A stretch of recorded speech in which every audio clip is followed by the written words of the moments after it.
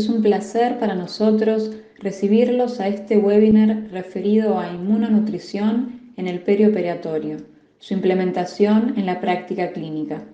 Antes de comenzar, queremos agradecer a la licenciada Marisa Canicova, quien será la referente de esta actividad. Agradecemos también al Hospital Nacional Alejandro Posadas, a la SATI y a todos ustedes por conectarse y participar de esta webinar. A través del chat podrán ir realizando sus preguntas que serán respondidas por la licenciada Canicova al finalizar su exposición. Vamos a dar inicio a esta actividad dándole la bienvenida a la oradora. La licenciada Marisa Canicova es licenciada en nutrición, jefa del Servicio de Internación del Departamento de Alimentación y Dietoterapia del Hospital Nacional Alejandro Posadas y directora de la especialidad de nutrición clínica con sede en dicho hospital. Con su presentación, damos inicio a la actividad. Hola, buenas tardes. Es un placer para mí estar en esta actividad. Primero quiero agradecer a la SATI por la invitación y por hablar sobre este tema que es inmunonutrición en el perioperatorio, su implementación en la práctica clínica. ¿Cuáles van a ser los objetivos de la presentación? Primero, identificar el impacto de la malnutrición en el sistema inmune, conocer la importancia del sistema inmune o marcadores nutricionales en la evaluación nutricional del individuo con la finalidad de identificar las alteraciones relacionadas con déficit y excesos de nutrientes. Y para finalizar, brindar aspectos prácticos para manejo nutricional a través de un caso clínico que lo vamos a hacer en conjunto con Clarisa Real, que es nuestra jefa de residentes. Primero, para empezar, voy a definir lo que es la malnutrición, cuál es la prevalencia y su impacto. Tenemos que saber que la malnutrición tiene varias definiciones, pero a mí me gustó esta de la Organización Mundial de la Salud, recientemente publicada, que habla sobre las deficiencias o excesos o desbalances en la ingesta de energías y de nutrientes por parte de los individuos. ¿Cuáles son las consecuencias de la malnutrición? Aquella persona que presente malnutrición, por un lado, va a tener un aumento de la morbimortalidad, costos de tratamiento, complicaciones infecciosas, de licencias de heridas, aumento de la estadía hospitalaria y también de la readmisión hospitalaria. Por otro lado, va a disminuir la vida social, la sobrevida, las actividades diarias, la calidad de vida y también la cicatrización. Es así que tenemos que identificar cuál es el problema para dar una respuesta adecuada. Por ejemplo, si el problema es que disminuye la ingesta de alimentos o la pérdida de peso, tratar de aportar energía y nutrientes adecuados. Si el problema es que disminuye la actividad y hay pérdida de masa muscular, tratar de dar proteínas y ejercicio y tener en cuenta en aquel paciente que tiene un CIRS o tiene una pérdida de masa muscular, preferir determinados nutrientes que nos van a servir y nos van a ayudar con la idea de dar respuesta a ese problema. Es así que Aspen este año publicó a través de este flyer la importancia que tiene la adecuada terapia nutricional en los pacientes y que eso va a implicar un ahorro de casi 600 millones de dólares. La malnutrición es causada por múltiples factores de riesgo que juegan un rol muchas veces superpuesto. Por un lado, la enfermedad y la inflamación, la falta de conocimiento médico, la discapacidad cognitiva, múltiples comorbilidades, cambios psicológicos, la polifarmacia, la discapacidad física, la inadecuada ingesta de alimentos y de líquidos y también el estado socioeconómico. Entonces, el estado nutricional se compromete progresivamente desde la admisión hospitalaria. Casi 40-50% de los pacientes están desnutridos al ingreso. Durante la estadía hospitalaria, muchos pacientes con un estado normal antes del ingreso experimentan una disminución durante la hospitalización, ya sea por ayunos, porque no les gusta la comida. Hay muchísimos factores y que hay que identificarlos. Y también en el posalta, donde la pérdida de peso, de masa muscular, aumenta el riesgo de reingresos hospitalarios.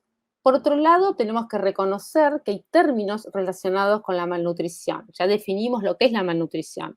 Pero por otro lado, tenemos diferentes conceptos como pueden ser la sarcopenia, que puede ser primaria, que esta está relacionada con el envejecimiento, o también puede ser secundaria, que está relacionada con la enfermedad, o ambas, en la cual podemos observar una pérdida de masa muscular y de la función.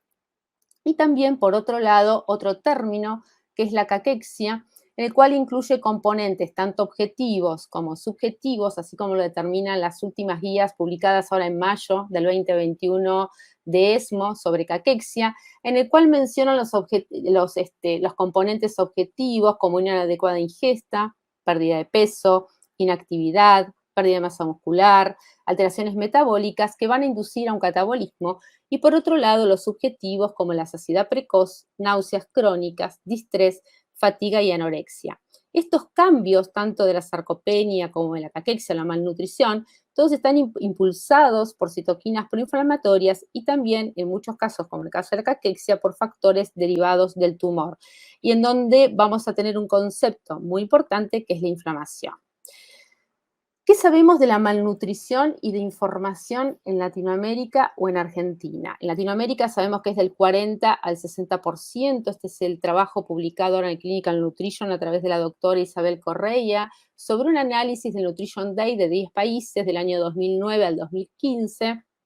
14.515 pacientes, de los cuales informan que 2 de cada 5 pacientes hospitalizados presentaron riesgo de desnutrición y el riesgo de mortalidad es 6 veces mayor. Por otro lado, y creo que muchos lo conocen, pero no está mal refrescarlo, es que la Asociación Argentina de Nutrición Enteral y Parenteral, ANEP, a través de la prevalencia de desnutrición en hospitales en Argentina, a través de la evaluación global subjetiva, tanto en el año 99 como 15 años después, en el 2014, determinaron con categorías C, pacientes con malnutrición severa y malnutrición moderada, en el 99 un 47,3% y en el 2014 un 48,6%. Pasaron 15 años y lamentablemente ese porcentaje no disminuyó. Al contrario, aumentó. Entonces hay una razón convincente para un nuevo enfoque en la educación nutricional y en la formación de profesionales en entornos de cuidados agudos. Este es un trabajo que vamos a presentar en las jornadas, les doy la primicia, las jornadas que se van a realizar la semana que viene en el hospital. Esto está realizado con el grupo de adulto de nuestra institución, en el cual se evaluaron 5.175 pacientes durante el año pasado, durante la pandemia. La idea es utilizar como herramienta, o el paciente apenas ingresa en la institución, dentro de las primeras 48 horas, utilizar una herramienta de tamizaje. Tanto para los cuidados generales utilizamos el MST y para cuidados críticos o cuidados intermedios en RC 2002. Y observen el porcentaje que no está tan diferente de lo que mencionábamos anteriormente. Si tratamos de tener, en este caso, nuestro objetivo es evaluar al 100% y evaluamos al 92% con la idea de utilizar un indicador de calidad. Ahora, ¿por qué es importante realizar el proceso de atención nutricional? Este es un trabajo de Thibault, en el cual la ingesta menor del 70% de las necesidades energéticas va a incrementar el riesgo de infecciones en los pacientes institucionalizados. Entonces, ¿qué estamos haciendo por la desnutrición de nuestros pacientes a nivel internacional? FELAMPE, en el año 2008, realiza a través de los presidentes de cada una de las sociedades científicas, una declaratoria internacional sobre el derecho de la nutrición en los hospitales. Es así que el 3 de mayo de 2019 realiza una nueva declaratoria que habla sobre el derecho del cuidado nutricional y la lucha contra la malnutrición, y donde menciona la importancia del cuidado nutricional, que es un proceso, y también el empoderamiento de los pacientes como acción necesaria para mejorar el cuidado nutricional. Ahora, ¿qué estamos haciendo por la desnutrición en Argentina? Bueno, se realizó y se está realizando, porque todavía no salió a la luz, pero sí está en plena edición, un consenso intersocietario para la elaboración de una guía de prevención y tratamiento relacionada al impacto de la desnutrición, sus causas y consecuencias. En esta participaron más de 20 sociedades científicas, entre ellas la SATI. Yo participé junto con Anabel Villagra a través del Club Argentino del Páncreas. Este consenso fue convocado por la Academia Nacional de Medicina. El coordinador fue el doctor Gustavo Klieger, y la idea es editar todo el documento final y que se eleve a las instituciones oficiales y a los ministerios de salud para solicitar su incorporación a una normativa oficial. En el caso nuestro del Club Argentino del Páncreas, la idea fue hablar sobre las características del cáncer de páncreas y pancreatitis crónica, la epidemiología, la etiología y la patogenia, y también conocer cuál es el impacto nutricional que tiene en las patologías pancreáticas.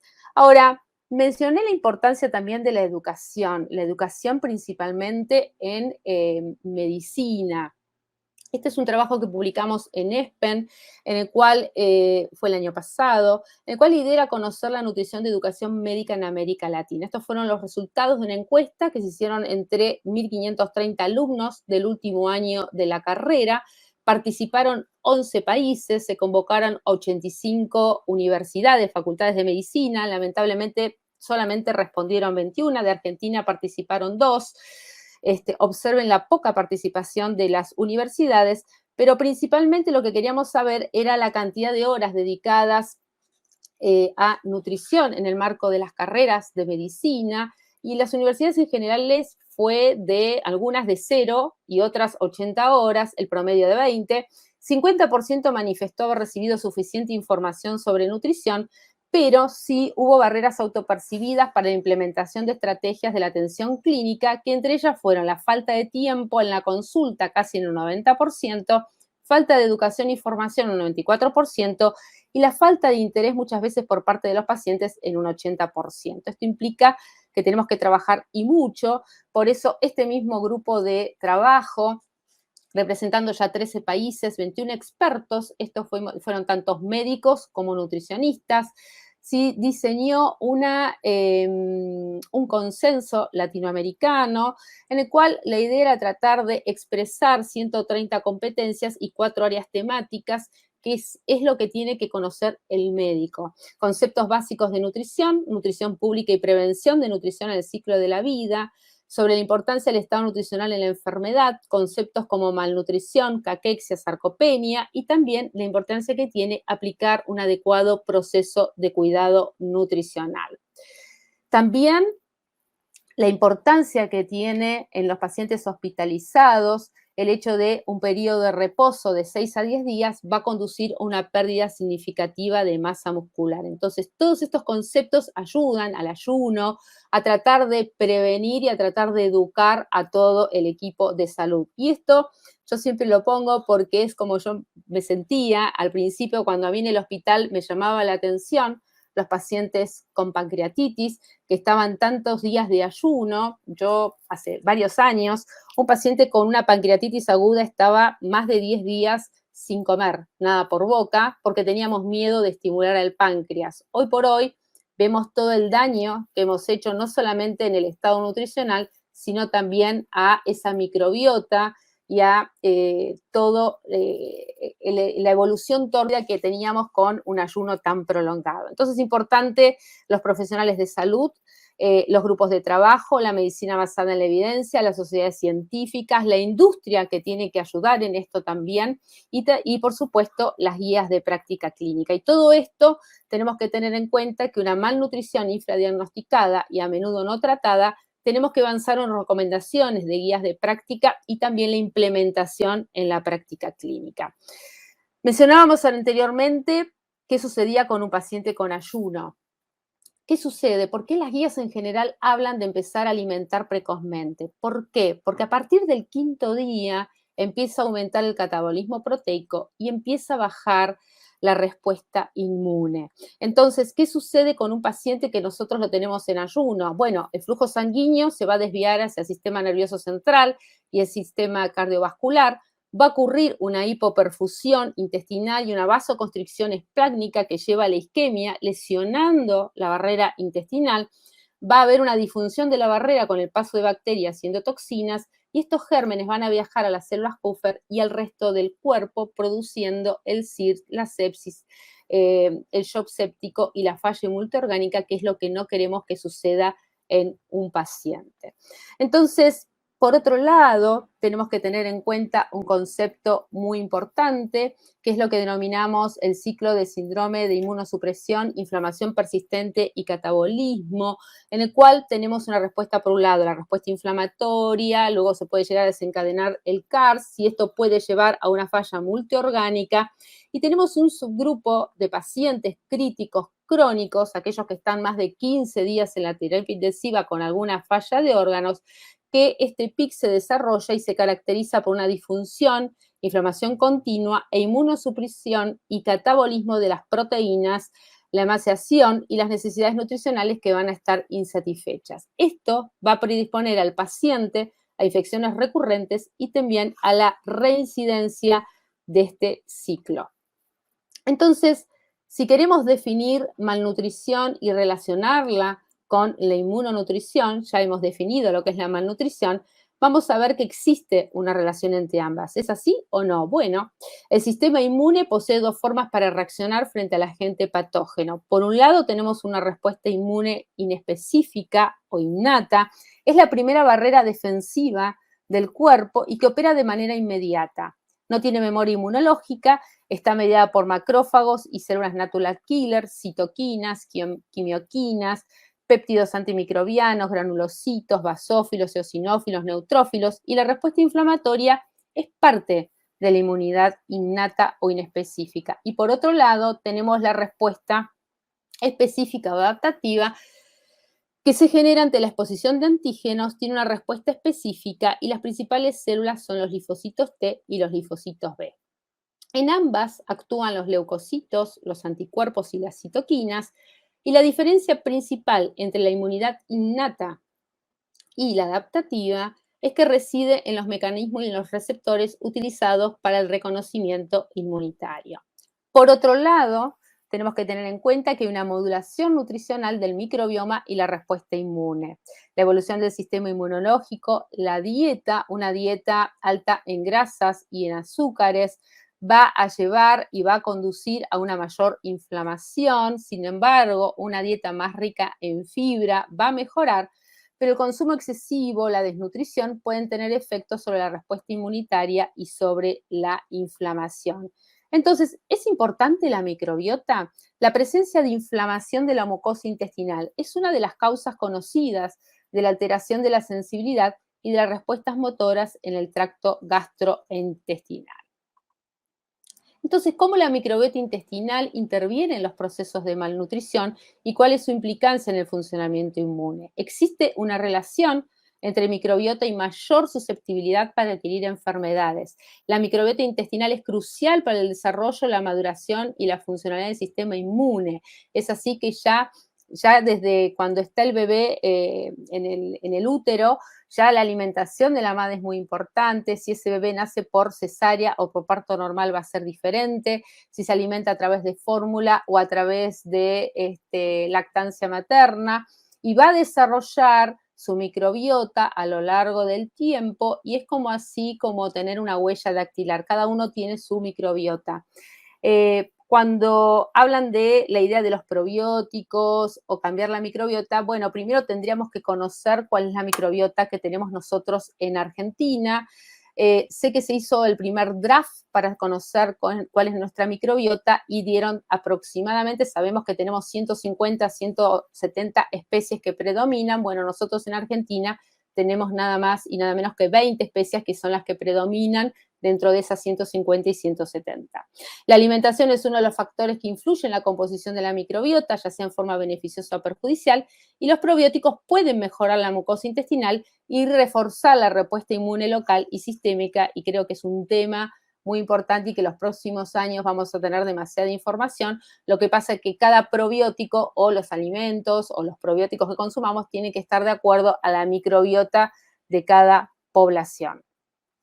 Esta es una representación esquemática de la influencia de la microbiota y sus metabolitos sobre la función de la barrera del intestino y el sistema inmunitario y neuroendocrino. Sabemos que las interacciones entre microbiota y células del sistema inmune innato se producen a través de un reconocimiento de patrones microbianos o metabolitos como pueden ser el triptofano y el butirato. Y estos estímulos van a activar esta función de la barrera y evita la invasión de determinados agentes como aquellos que son los patógenos. Entonces, ¿qué sucede entre la enfermedad?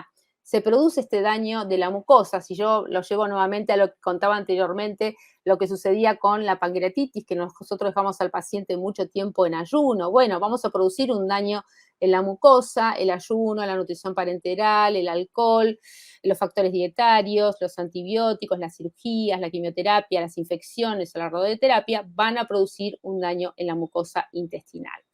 Entonces, si queremos conocer la situación del sistema inmunitario, que va a depender de un estado nutricional adecuado o deteriorado. Cuanto más adecuado sea nuestro estado nutricional, vamos a tener mejor este paraguas, ¿no? Que es como lo podemos comparar al sistema inmunitario, capaz de proteger al organismo de ataques de microorganismos, tanto bacterias, virus como parásitos. Entonces, ¿por qué la inmunonutrición atenúa la respuesta inflamatoria? Por un lado, por un control de activación de factores de transcripción nuclear, las respuestas funcionales de las células están reguladas por un equilibrio entre señales estimuladores e inhibidores.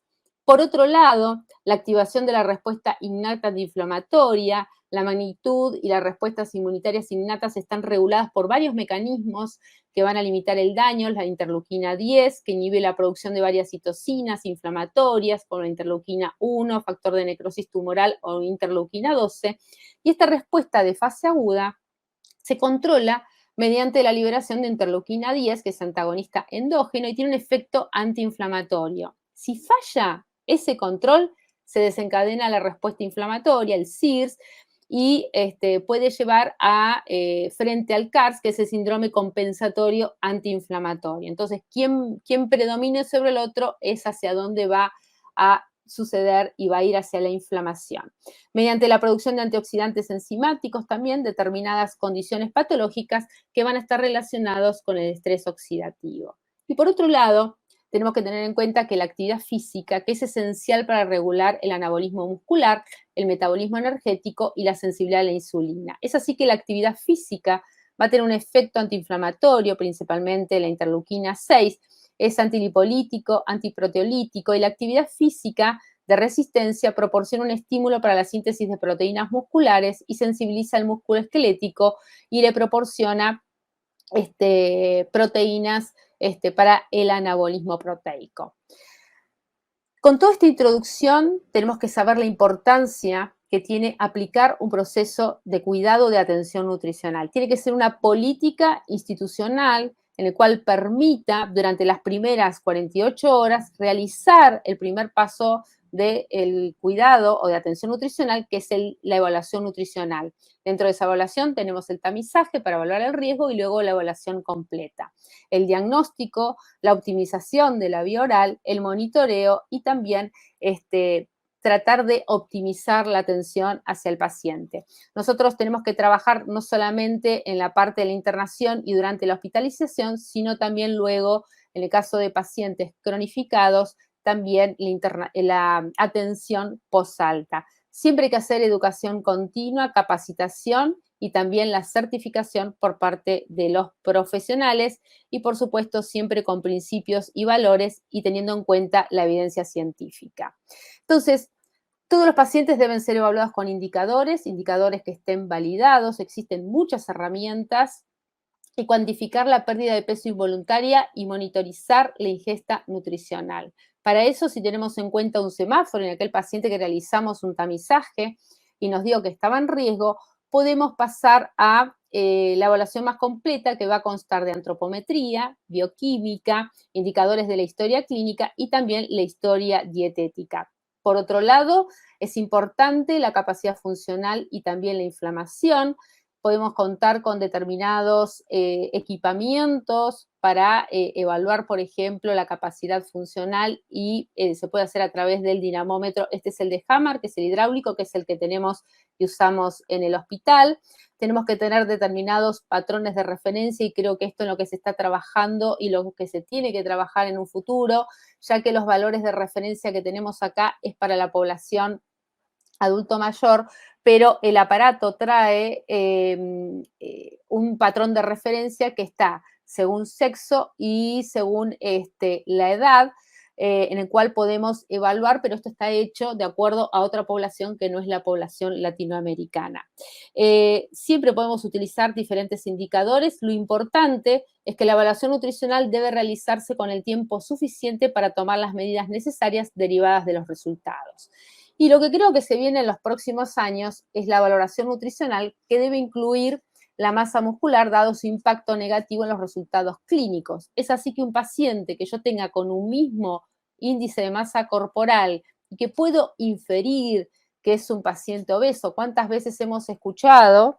Quizás ahora no tanto, pero tiene un índice de masa corporal de 30, está gordito, no le va a hacer mal que esté unos días en ayuno. Sin embargo, si empezamos a mirar un poco más allá de ese índice de masa corporal, nos podemos encontrar con un paciente con obesidad sarcopénico o con un paciente sarcopénico o con un paciente con caquexia, que quizás este no es el más fácil de identificar, pero sí tener cuidado con este tipo de pacientes en el cual tenemos que empezar a tener otras medidas de evaluación con la idea de ver un poco más allá de lo que son los parámetros, por ejemplo, un índice de masa corporal o un porcentaje de pérdida de peso. Entonces, ¿cuál es el protagonista en todo esto? Justamente el músculo. Es el nuevo protagonista en la recuperación integral de los pacientes. El músculo es un tejido importante para el movimiento, para el equilibrio, para la postura, para la fuerza, además de ser un reservorio de aminoácidos y un sitio importante de producción de mioquinas, especialmente de citoquinas, producidas por el músculo esquelético en respuesta, por ejemplo, a la actividad física. Y acá podemos observar en este gráfico que a mayor porcentaje de pérdida de masa muscular, mayor va a ser el riesgo de mortalidad. Entonces, es muy importante empezar a tener en cuenta un nuevo protagonista, que en este caso va a ser el músculo. Una nueva herramienta propuesta por ESPEN, por ASPEN, por PENSA y por FELAMPE para evaluar el diagnóstico nutricional y que predice de manera independiente el riesgo de fragilidad y de muerte son los criterios GLIM. Esto nos permite tener un criterio fenotípico y uno etiológico. Dentro de sus criterios etiológicos tenemos la inflamación. Dentro de sus criterios fenotípicos tenemos la pérdida de peso, podemos tener índice de masa corporal y también la evaluación de la masa muscular y la ingesta alimentaria y la inflamación como criterios etiológicos. Para tener un diagnóstico adecuado de malnutrición o de nutrición, tenemos que tener un criterio fenotípico y un criterio genotípico. Pero primero, antes de desarrollar esta herramienta, primero tenemos que utilizar una herramienta de tamizaje. Aplicar los criterios GLIM, llegar a un diagnóstico y luego evaluar la severidad, que lo vamos a realizar a través de los criterios del porcentaje de pérdida de peso. Por otro lado, los biomarcadores como herramientas para diagnóstico en la práctica clínica que nos van a permitir evaluar a través del aumento de interleuquinas, por ejemplo, factor necrosis tumoral alfa, si hay inflamación, también evaluar la disbiosis, la disminución de la función física y en el caso de dismetabolismo, o también podemos utilizar la proteína C reactiva. Algo muy importante, la relación entre inflamación, desnutrición y proteínas viscerales. Sabemos que para el diagnóstico de malnutrición no tenemos, o riesgo, no tenemos que utilizar la albúmina. La albúmina y la prealbúmina deben reconocerse como marcadores inflamatorios asociados al riesgo nutricional. La albúmina y la prealbúmina sérica no son componentes de las definiciones de desnutrición aceptadas actualmente. Esto lo dice una comunicación reciente, publicadas ahora en este año, en el cual es importante sí la albúmina, pero no para como indicador bioquímico del estado nutricional. Hablábamos anteriormente de la importancia de evaluación, el diagnóstico que debe documentarse en la historia clínica con la idea de que todo el equipo de salud conozca el estado nutricional, y vamos a hablar ahora sobre la intervención, monitoreos y evaluación de los resultados. Vamos a ver en cuenta que aquel paciente que no logra cubrir con su aporte por vía oral, podemos recurrir a la terapia nutricional. La terapia nutricional oral, enteral o parenteral, vamos a decidir en cada caso y en forma individual cuál es la mejor terapia, podemos utilizar una o podemos hacer una combinación inclusive hasta de las 3 terapias. Siempre vamos a utilizar primero la terapia nutricional oral con el adecuado asesoramiento nutricional y podemos, si no logramos cubrir con la terapia nutricional, siempre primero con los alimentos fortificados. Luego de los alimentos fortificados, la terapia nutricional oral. Luego vamos a pasar a la terapia nutricional enteral, cuando no logre cubrir el 50 o el 70% si la función intestinal se encuentre preservada. Y vamos a reservar la nutrición parenteral, que va a estar indicada en casos de obstrucción intestinal, en caso de ilio, o en caso de que no se logren cubrir los requerimientos, por ejemplo, con una nutrición enteral. ¿Cuándo iniciar entonces la terapia nutricional? Según ESPEN, cuando hay una pérdida de peso mayor del 10 al 15% en 6 meses, o un índice de masa corporal menor de 18,5, una valoración global subjetiva grado C o un RC mayor a 5 y una albúmina sérica menor de 3 gramos por decilitro, sin evidencia de disfunción renal o hepática. Vamos a comenzar ahora. Hablamos recién del cuidado nutricional, de la parte de intervención. Entonces, vamos a definir, y creo que es importante que conozcan estos conceptos, lo que es un fármaco nutriente, lo que es un inmunonutriente y lo que es la fórmula enriquecida con inmunonutrientes. Fármaco nutriente se aplican a aquellos compuestos que poseen un efecto añadido al meramente nutricional y que se utilizan como terapia coadyuvante en pacientes con diversas patologías. Se utilizan para modular positivamente la respuesta inflamatoria, por ejemplo, y también la infección.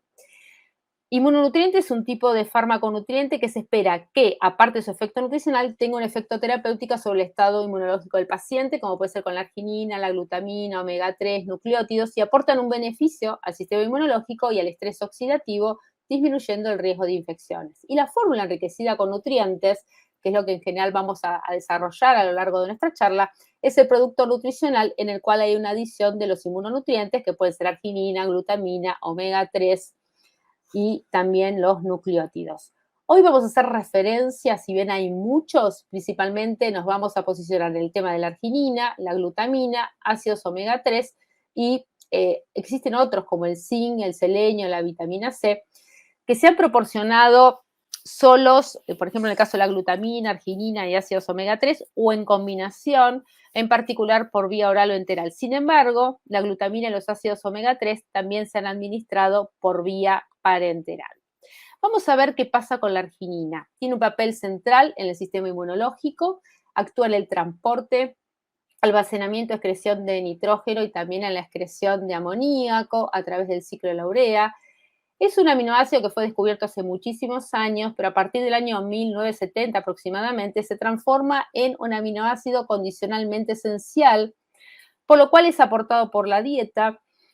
Luego es transformado en glutamina, glutamato, prolina. Va a tener una absorción en yeyuno, una absorción no muy buena, y es proporcionada por las proteínas de la dieta, aproximadamente 4 a 6 gramos. Tiene una vida media de 6 horas. La ingesta recomendable aproximadamente es del 1% del valor calórico total de la dieta. Y tenemos que tener en cuenta que el efecto de la arginina puede diferir, por ejemplo, en determinado tipo de pacientes, como pueden ser los pacientes quirúrgicos o los pacientes sépticos. Esta arginina que es aportada a través de la dieta, luego se va a transformar en citrulina, que luego va a pasar se va a transformar en arginina y va a transformarse en arginasa y en óxido nítrico y va a ser distribuida a los diferentes compartimentos. ¿Qué sucede en el caso de la inflamación? ¿Cómo se relaciona la inflamación con la arginina? Bueno, es una cuestión de equilibrio. ¿Por qué? Porque por un lado tenemos que los macrófagos van a actuar tanto en la parte de la destrucción de los tejidos, como también en la reparación, como la doble cara de una misma moneda. Los macrófagos van a tener esta ambigua situación, en la cual lo que tenemos que ver si se produce esta resolución de esta inflamación o pasa a una inflamación crónica, como puede ser, por ejemplo, en algunos pacientes sépticos, o puede ir a una fibrosis, como puede ser en los pacientes traumatizados o también aquellos sometidos a cirugías mayores.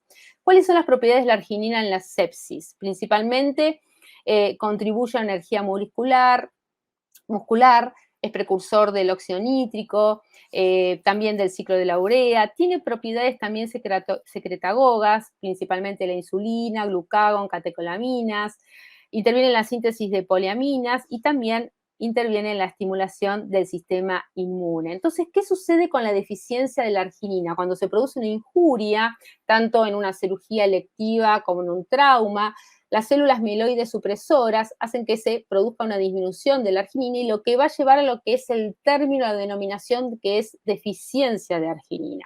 Entonces, esto va a llevar a una disfunción de los linfocitos T, que va a aumentar el riesgo a contraer infecciones, y por otro lado se va a producir una disfunción vascular, una disminución de la perfusión del órgano y también una isquemia y fallo de las suturas.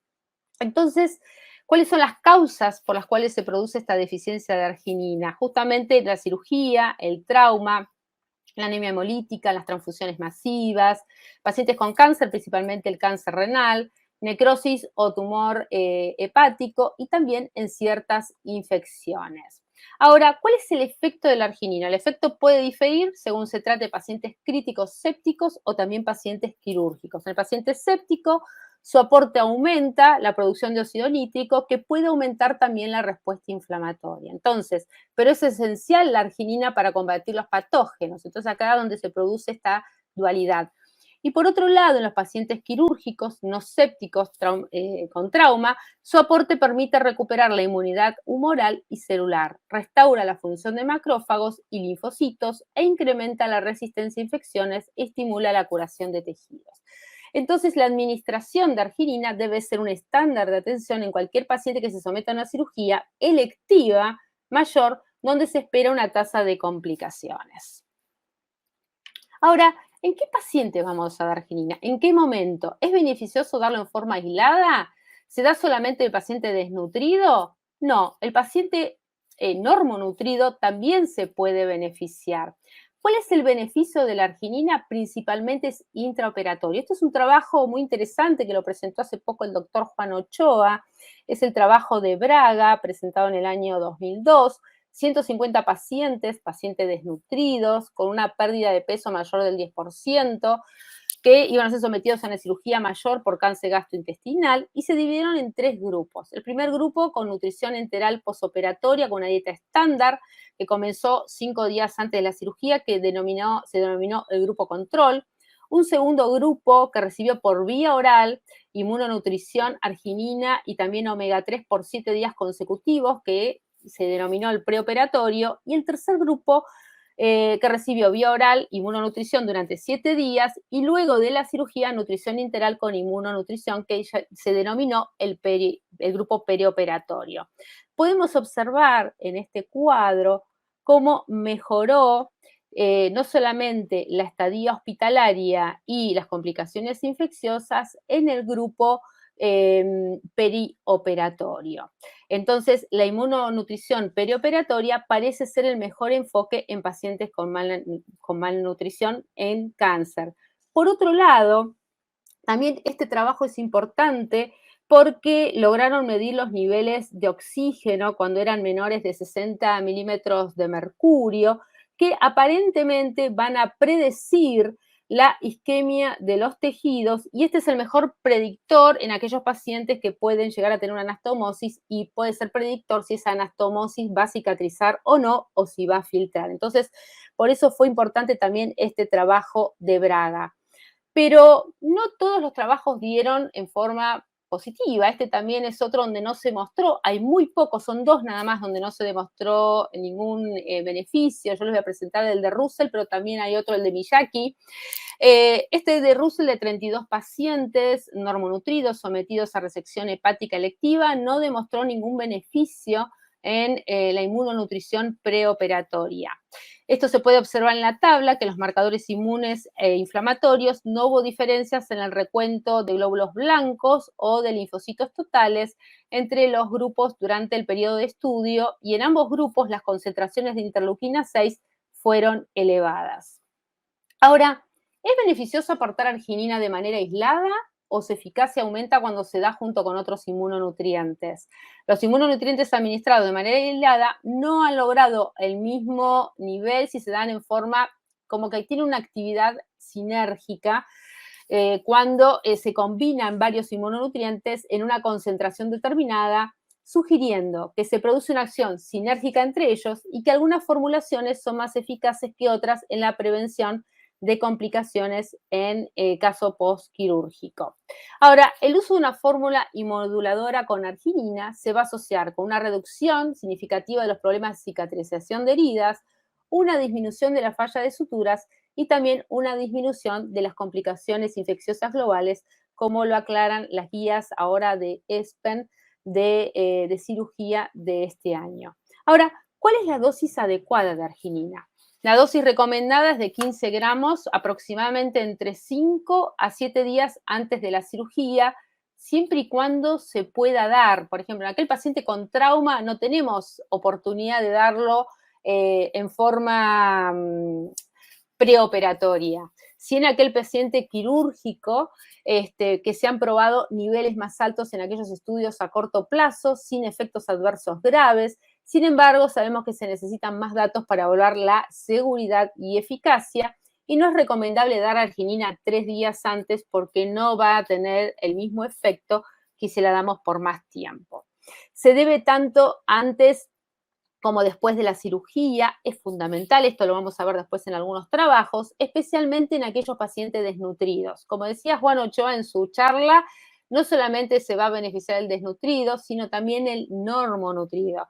Y aquella que está adicionada con aceite omega 3, nucleótidos y también aquellos que tengan proteínas de alto valor biológico. Entonces, 15 gramos de arginina, 5 a 7 días antes de la cirugía, luego la cirugía y 5 a 10 días postoperatorio. Y no darlo en forma crónica, porque no sirve tampoco. Este es el esquema en el cual tenemos que utilizar la arginina. Entonces, para finalizar, respecto a la arginina, ¿cuáles son las palabras y los mensajes claves? Que es un aminoácido no esencial, que se convierte en esencial en estado de estrés, luego de una cirugía o un traumatismo, principalmente también en cicatrización de heridas, participa en la eliminación de amoníaco del cuerpo, cicatrización de heridas, como decíamos recién, mejora la inmunidad celular, tiene un efecto secretagogo, mejora el balance de nitrógeno y es precursor del óxido nítrico, que es su principal acción. Varía su efecto según se trate de un paciente séptico, quirúrgico, no séptico y trauma, o un cáncer gastrointestinal, y existe una necesidad crucial de comprender la relevancia mecanicista de la tolerancia y la toxicidad de la arginina, que nos permiten idear enfoques alternativos adecuados que extenderían los efectos beneficiosos de la suplementación de arginina en pacientes en los que ya se han observado efectos terapéuticos a corto plazo. Vamos a pasar al metabolismo de la glutamina y la importancia que tiene como función inmune. Es un aminoácido condicionalmente esencial, más abundante en el cuerpo humano, aporta una fuente energética para el enterocito y el tejido linfoide intestinal. Las células del sistema inmunológico son extremadamente dependientes de la glucosa y también de la glutamina, tanto en la situación saludable como también en la enfermedad. Y que este proceso se acompaña generalmente por un aumento de proteólisis, atrofia y también va a intervenir en la caquexia muscular. Y la glutamina es precursora del glutatión, cuyo descenso contribuye a la degradación de mucosa intestinal y va a llevar a la diarrea, a mala absorción y atrofia de la mucosa intestinal. En pacientes críticos, quirúrgicos y cáncer, se vuelve condicionalmente esencial durante la enfermedad prolongada. Qué importante es la glutamina y cómo se relaciona la glutamina con la microbiota. Hablábamos anteriormente de la importancia con la arginina, pero existen posibles mecanismos por los cuales la glutamina promueve la secreción de inmunoglobulina A secretora intestinal en yeyuno y en ilion, y la adición de glutamina promueve la activación de la inmunidad innata y adaptativa y también aumenta esa inmunoglobulina A secretora.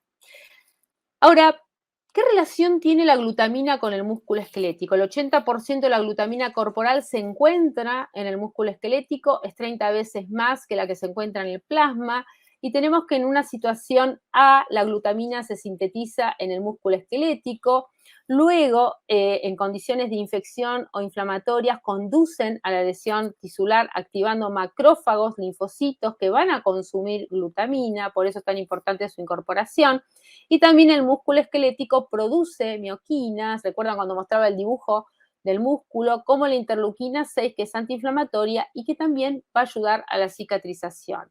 ¿En qué casos dar glutamina? Si es por nutrición enteral, 11 a 40 gramos por día, ha demostrado efectos benéficos sobre la mortalidad en los pacientes en cuidados intensivos y en las complicaciones infecciosas, también en pacientes quemados graves y traumatizados.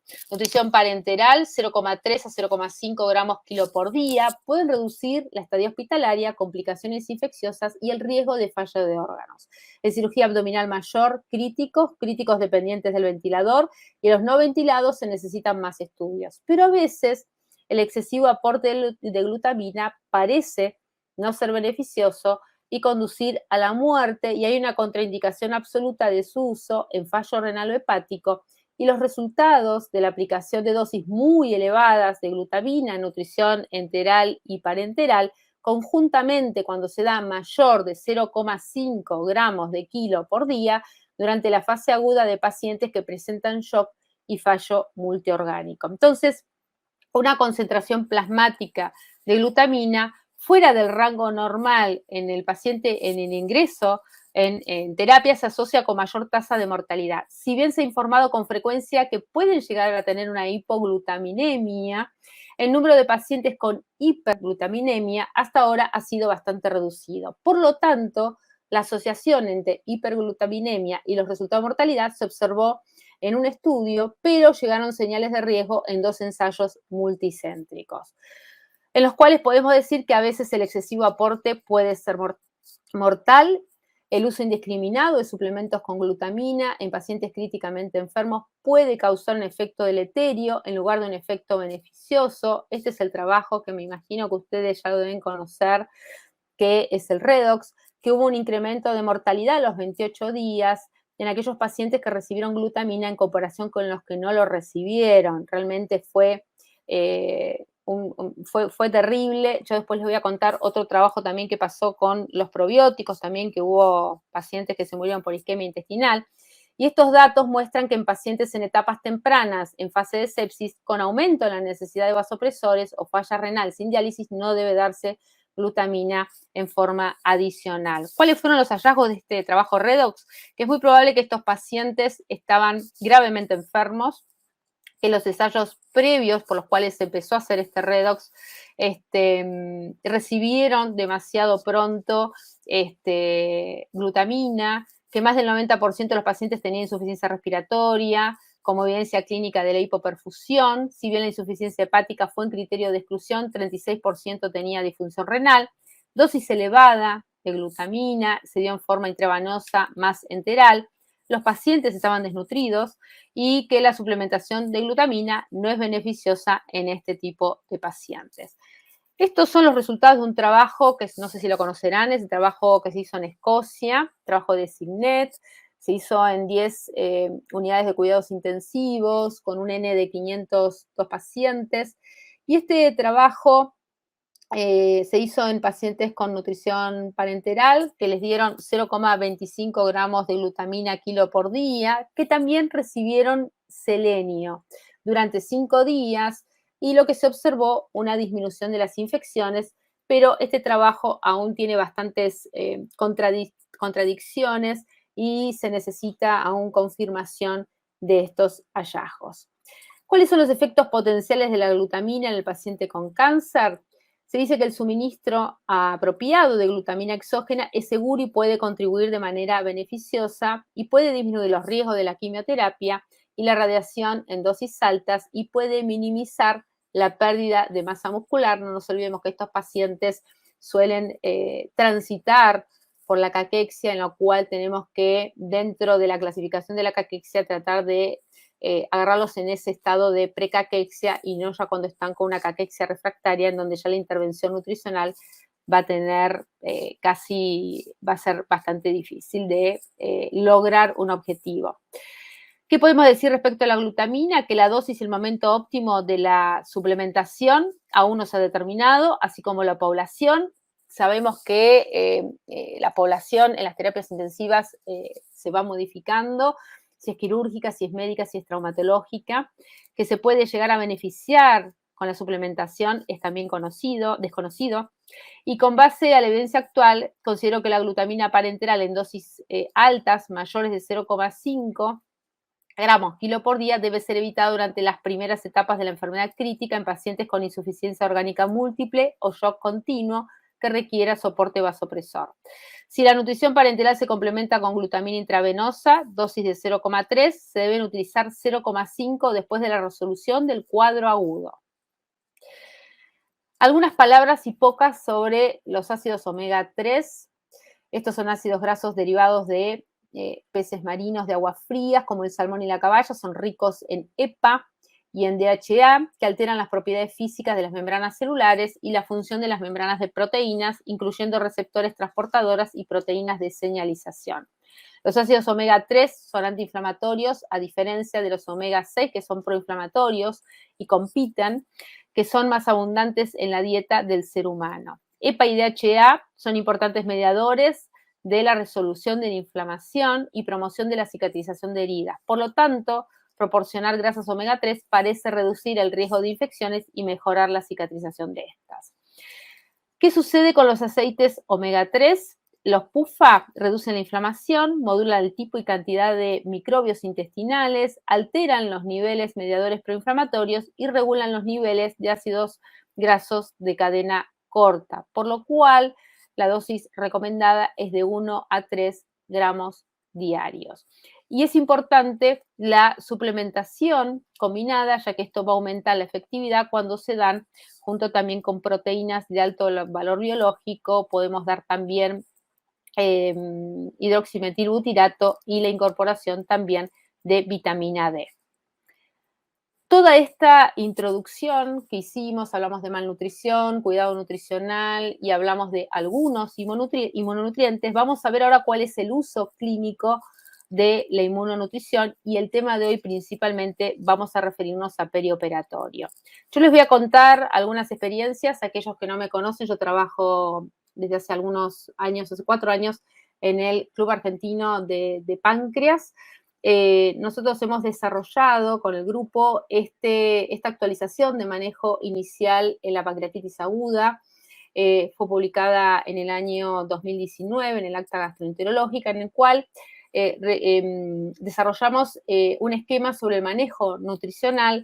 Tanto los pacientes, los pacientes con pancreatitis aguda leve resuelven rápidamente e inician la vía oral, pero hay un subgrupo de pacientes como la pancreatitis moderada o la pancreatitis graves, en las cuales podemos recurrir a la nutrición enteral. Nos ha pasado este año, vamos a publicar ahora un trabajo con Clarisa y con otras 2 colegas. Desde el año 2019 del 1 de octubre del 2019, ahora, 1 de octubre de 2020, se diagnosticaron 89 pacientes con casi 90 con pancreatitis aguda, de los cuales lo que nos llamó la atención y motivo por el cual hicimos unas jornadas de nutrición el mes pasado en el marco del club, que nos llamó la atención 2 pacientes con necrosis pancreática. Esos pacientes con necrosis pancreática, por los cuales cursaban con una pancreatitis moderada o grave, de esos 90 pacientes, esos 10 pacientes tenían necrosis aproximadamente, llegamos a tener con más del 80% de necrosis. Los clasificamos menos de 30, entre 30 y 50 y más de 50. Y tuvimos pacientes, muchos de ellos con más del 50%, por los cuales esos pacientes se nos complica la nutrición enteral. Después esos pacientes pueden desarrollar insuficiencia pancreática exógena, por lo cual es importante tener en cuenta qué tipo de fórmula le vamos a dar. En general, para las pancreatitis podemos utilizar una fórmula polimérica. Hoy por hoy, en general, Para las pancreatitis podemos utilizar esta, una semi-elemental quizás cuando tenemos dudas o estamos frente a un paciente que está muy desnutrido. En general el tipo de vía es la gástrica y la forma de infusión es la continua. Dentro de estas mismas recomendaciones y actualización, mencionamos que las guías recomiendan la nutrición enteral y que pueden ser tanto gástrica como yeyunal, y en cuanto al tipo de fórmula, se pueden utilizar tanto las poliméricas como las semielementales, que no hay evidencia sobre el uso de fórmulas enterales enriquecidas con nutrientes, inmunonutrientes. A ver, no hay evidencia científica. Es muy probable que yo a un paciente decida darle algo de inmunonutrición y no le va a ir mal, pero necesitamos mayor evidencia científica. Por otro lado, la nutrición parenteral puede ser utilizada como terapia de segunda línea. Siempre vamos a tratar de dar nutrición enteral y cuando esta no es tolerada o cuando no logramos cubrir las calorías. Y el tipo de fórmula parenteral podemos utilizar la glutamina con una solución de aminoácidos que contengan 0,3 a 0,5 gramos kilo por día en un lapso de 5 a 10 días, pero no de forma rutinaria, específicamente los pacientes críticos. Esto es lo que nos dicen las guías de las últimas de ESPEN respecto a inmunonutrición en pacientes con pancreatitis graves, es lo mismo que documentamos en lo que les contaba anteriormente. Y lo que en realidad en este trabajo también de esta publicación de Gastroenterology mencionan más o menos lo mismo y terminan más o menos lo que decimos todos, que es crucial y necesario realizar más trabajos randomizados en los cuales justifique o no el empleo de estos tipos de fórmulas. Hemos cambiado mucho en estos años. Anteriormente no nos animábamos a iniciar la vía oral, hoy por hoy estamos iniciando la vía oral de forma muy precoz. La nutrición enteral no nos animábamos a dar una fórmula polimérica porque teníamos miedo de estimular ese páncreas. Sí, quizás lo hacemos una semi-elemental cuando inferimos que ese paciente tiene una necrosis pancreática más del 50% o y venimos que está con una insuficiencia pancreática exócrina, entonces sí podemos recurrir a la fórmula semi-elemental, pero en general podemos con una fórmula polimérica que en general va a ser muy bien tolerada. Y este es el doctor Besselink, lo tuvimos acá en Argentina en el Congreso Mundial del 2017. Besselink copió un poco el trabajo de Olac, que le había ido muy bien utilizando probióticos. Y este es el trabajo Propatria, que muchos lo deben conocer, publicado en Lancet 2008. Y él lo que hizo fue darle toda esta cantidad de probióticos, le dio a través de vía enteral, suponiendo que iba a prevenir complicaciones infecciosas, le dio 10.000 millones de bacterias probióticas sumado a la nutrición enteral, y lo que vio es que aumentó aún más la demanda local de oxígeno con un efecto deleterio, combinando con un flujo sanguíneo ya críticamente reducido. Tuvieron que parar el trabajo porque el 16% de los pacientes se murieron por isquemia intestinal. La conclusión fue que la profilaxis probiótica con esta combinación de cepas probióticas se asoció con un mayor riesgo de mortalidad. Por lo tanto, la profilaxis probiótica no debe administrarse en esta categoría de pacientes. Y mi pregunta es, ¿estamos privando a estos pacientes de dar los probióticos cuando en realidad lo que pasó con Besselink que le dio mucha cantidad de probióticos y en pacientes que no estaban en condiciones, que eran pancreatitis realmente graves? ¿Qué pasa en un paciente con una pancreatitis moderada? ¿Nos animamos a dar o no? A través de este trabajo de Lancet 2008, todas las guías de práctica clínica no recomiendan dar probióticos. Sin embargo, McLeod lo ha mencionado y dice lo que habría que estudiar es que estamos privando a otro tipo de pacientes del beneficio que pueden llegar a tener los probióticos, porque es como que nadie se anima a dar probióticos en esta población, ¿no?, de pancreatitis graves. Por otro lado, hace algunos años, ya por el 2005, con la doctora Silvia Gutiérrez, que es un poco la que me inculcó el amor por el páncreas, hicimos un trabajo de 17 pacientes con una evaluación global subjetiva a casi en el 88% de pacientes, y utilizamos en ese momento una fórmula enriquecida con glutamina, aportaba 18 gramos, tenía 53% de TCM, y ya desde ese momento nos preocupaba a los pacientes que iniciaran lo más rápidamente posible, especialmente los pacientes con pancreatitis severas, moderadas a severas, que iniciaran rápidamente. No pudimos hacerlo, tardábamos casi las 96 horas. Hoy por hoy, por suerte, después del 2005, hoy estamos en el tercer día de alimentación en los pacientes con las leves. En las moderadas estamos en el quinto día. Y las complicaciones que tuvimos fueron quizás vómitos y diarreas dentro de las primeras 24 horas, que luego bajó a las 48 horas. Vamos a hablar sobre la inmunonutrición, la importancia que tiene en los pacientes con pancreatitis. Si bien está el trabajo, contaba anteriormente, de Veselic, en los cuales le había dado probiótico y no le fue muy bien porque se murió el 16% de los pacientes. Las guías británicas recomiendan utilizarlo, que es importante su implementación, pero creo que necesitamos más evidencia científica y más trabajos. ¿Qué sucede en los pacientes con cáncer? Existen diferentes fenómenos de pacientes en los cuales se producen alteraciones metabólicas y clínicas, en los cuales el tumor empieza a mandar diferentes señales, en los cuales puede llegar a conducir a una anorexia. Por otro lado, también la respuesta inflamatoria va a afectar al músculo, al hígado, y puede llevar a una disminución de peso y detrimento de su estado nutricional. Entonces, se producen alteraciones de las vías metabólicas, hidratos de carbono, proteínas y también de lípidos. Entonces, la intervención nutricional de inmunonutrición en pacientes con cáncer, las directrices de ESPEN recomiendan el uso de EPA, por ejemplo, en pacientes con cáncer avanzados por su efecto antiinflamatorio. Respecto a la glutamina, también con su efecto sobre la toxicidad de la quimioterapia, en el cual informó que 8 de 24 estudios que usaron vía oral y solo 6 de 12 utilizaron glutamina en forma parenteral.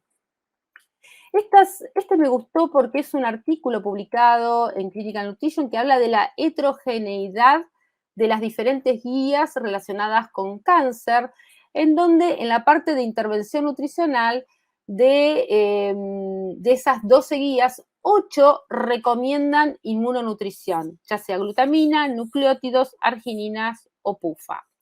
Ahora, ¿qué sucede en los pacientes con cáncer de páncreas que van a ser sometidos a cirugía pancreática y que pueden beneficiarse con la inmunonutrición, especialmente en el periodo preoperatorio? Este es el primer review y metaanálisis. Su objetivo fue determinar el efecto de inmunonutrición sobre complicaciones posoperatorias, duración de la estadía hospitalaria.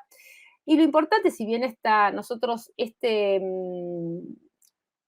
fórmula no está en Argentina, tiene arginina, omega 3 y tiene también antioxidantes. Y lo importante de esto es que no solamente hay que darlo en el postoperatorio, sino la importancia de darlo en el preoperatorio, que no tendría el mismo beneficio. Es decir, fundamental lo que dice es darlo antes, durante y después de la cirugía. Entonces, recomiendan que los pacientes con cirugía pancreática sometidos con cáncer de páncreas sometidos a cirugía aprovechen la inmunonutrición, especialmente en el periodo preoperatorio. Además, se requieren ensayos controlados, aleatorizados, bien diseñados para aclarar el efecto de la inmunonutrición. Es así que realizamos el consenso, las recomendaciones del diagnóstico y tratamiento de cáncer de páncreas, el grupo de nutricionistas que trabajó en este documento. Propusimos que las fórmulas enriquecidas con mononutrientes tienen la función de atenuar la respuesta inflamatoria, que el uso de estas fórmulas en pacientes con cáncer y sometidos a cirugías gastrointestinales se asocia con una reducción de las infecciones postoperatorias y de la estadía hospitalaria, y el beneficio de la inmunonutrición en el perioperatorio deriva del efecto sinérgico de todas estas inmunonutrientes. Sin embargo, necesitamos más evidencia científica para recomendarlas, pero creo que es esto, ¿no? Necesitamos más de la evidencia, pero el paciente mal no le va a hacer. Este otro trabajo presentado por Kylie, en el cual pacientes también con cáncer de páncreas, da arginina, nucleótidos, ácidos grasos omega 3 por nutrición enteral, la inmunonutrición perioperatorio redujo la infección de la herida Y también para los pacientes desnutridos, la inmunonutrición acortó el tiempo de hospitalización, por lo tanto, la inmunonutrición reduce las complicaciones infecciosas postoperatorias y acorta la estadía hospitalaria, pero no reduce la mortalidad por todas las causas. Por otro lado, las guías ASCO, que son las guías de oncología, a través de 20 review y 13 trabajos controlados, menciona con baja evidencia la suplementación de omega 3. Creemos que es porque se necesitan más trabajos de investigación. Por otro lado, las guías ESPEN también recomiendan dar omega 3 fish oil en aquellos pacientes para mejorar el apetito y la ingesta alimentaria en aquellos pacientes que están desnutridos. Tenemos que tener en cuenta que los pacientes que van a recibir pacientes quirúrgicos, las guías recomiendan el uso de la terapia nutricional oral, pero solo 2,4 de los pacientes quirúrgicos reciben esta terapia y que el 15% de los pacientes desnutridos quirúrgicos recibieron terapia nutricional oral en el postoperatorio. Entonces, creo que necesitamos hacer más investigación, tenemos que trabajar más en este tema y tratar de mejorar esta atención de cuidado nutricional en los pacientes. Entonces, el uso clínico de la inmunonutrición en cirugía, según lo que proponen las guías ESPEN, recomienda la administración perioperatoria o al menos posoperatoria, pero por lo que vimos recién en cada uno de los trabajos, por ejemplo, hay pacientes que a lo mejor no podemos, por si es un trauma, no podemos darlo en el pre, pero sí en aquel que podemos programar esa cirugía, darlo en forma de por lo menos 2 semanas antes, sino por lo menos 5 a 7 días, y tener en cuenta ese efecto sinérgico en aquellos pacientes desnutridos candidatos a la cirugía mayor. ¿Por qué utilizar inmunonutrición en el perioperatorio? Esto lo recomienda el grupo español, en el cual sugiere que la respuesta inflamatoria al trauma quirúrgico involucra la activación de células del sistema inmune que dependen de sustratos metabólicos tanto como la arginina, glutamina, ácidos grasos y nucleótidos por un adecuado funcionamiento. Y hicieron una revisión de 84 artículos presentados en nutrición hospitalaria, en donde mencionan los beneficios de la infección, la estadía hospitalaria, mortalidad y supervivencia, los costos y también las complicaciones postquirúrgicas en las cuales no se demostró una reducción significativa.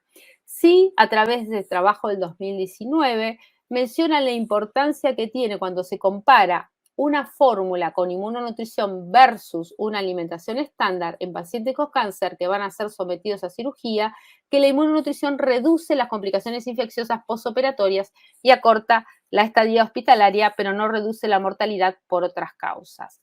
Por otro lado, el consenso realizado por los colegas de la Asociación Colombiana de Nutrición Clínica, publicado en el 2019, menciona que la inmunonutrición tiene un mayor beneficio en pacientes quirúrgicos malnutridos que van a cirugía y que sufren un trauma mayor y quemaduras. No se encontró beneficio en los bien nutridos, que van a ser llevados a cirugía electiva, cardíaco con sepsis severa, y se debe usar por lo menos 5 a 7 días antes y hasta 10 días después, de preferencia por vía oral o enteral. Por otro lado, Wismeyer también recomienda el uso de fórmulas inmunomoduladoras, sumadas por entre ellas que contengan arginina y omega 3, y también que sean hiperproteicas con elevada cantidad de proteínas para mejorar esta sinergia que contábamos anteriormente y que deben ser consideradas en los pacientes con cirugías mayores.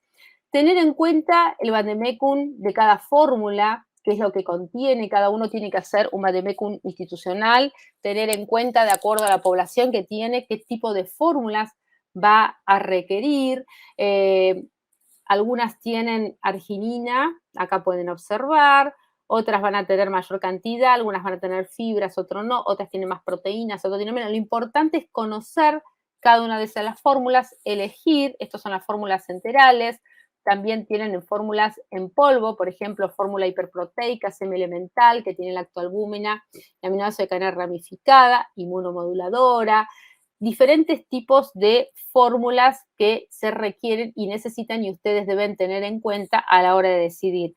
¿Y por qué es importante? Nosotros hicimos el vademecum en el hospital y otra de las cosas que también tenemos en cuenta es, nosotros trabajamos en el hospital con nomenclador nacional, por lo cual hacemos la recuperación de la terapia nutricional. Junto con la auditoría médica, facturación y el departamento de alimentación, desde el año 2019 realizamos la recuperación de costos de los pacientes. Ese es el costo total de lo que se facturó y esto es el total facturado en concepto de la terapia nutricional. Es decir, este año llevamos facturado y recuperamos este monto en lo cual recuperamos no solamente la terapia nutricional enteral, sino también la oral.